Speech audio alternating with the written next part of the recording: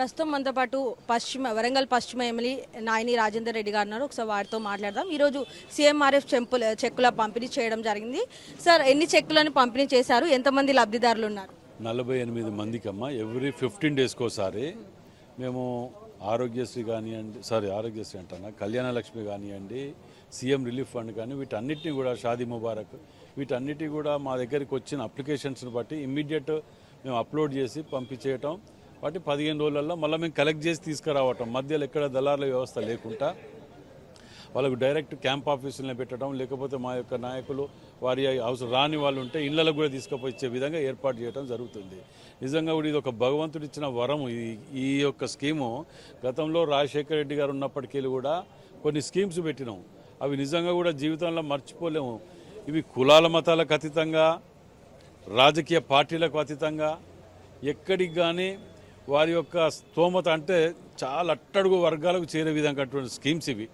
ఇలా మీరు ఉదాహరణ చూడండి, ఆరోగ్యశ్రీ అది ఎంత ఇది అనేది దాన్ని మనం ఆ ration card, white ration card ఉన్న వాళ్ళకు వర్తించే విధంగా దాన్ని ఏర్పాటు చేసినప్పుడు స్కీమ్, మన పెన్షన్స్ కానివ్వండి అప్పుడు చేసినాయి ఇవన్నీ కూడా వైట్ రేషన్ కార్డు పెట్టి.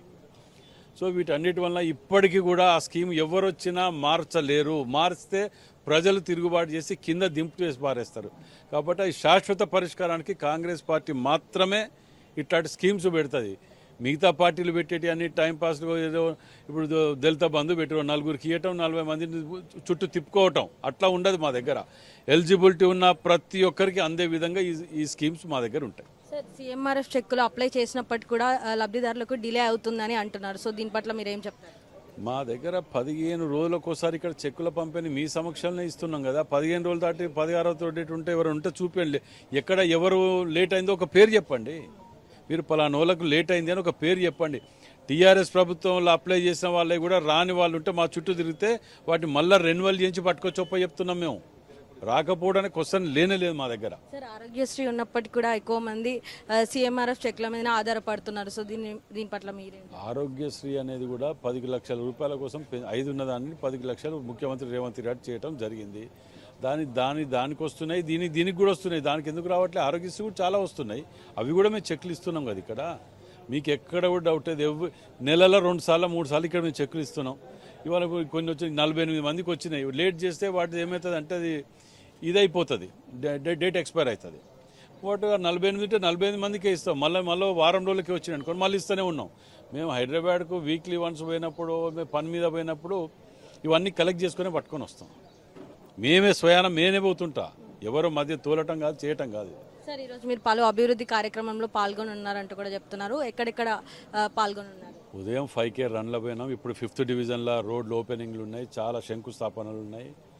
మాకు ఉదయం లేసి ఉన్న పనే అదే కదమ్మా, వేరే ఏముంటుంది మాకు.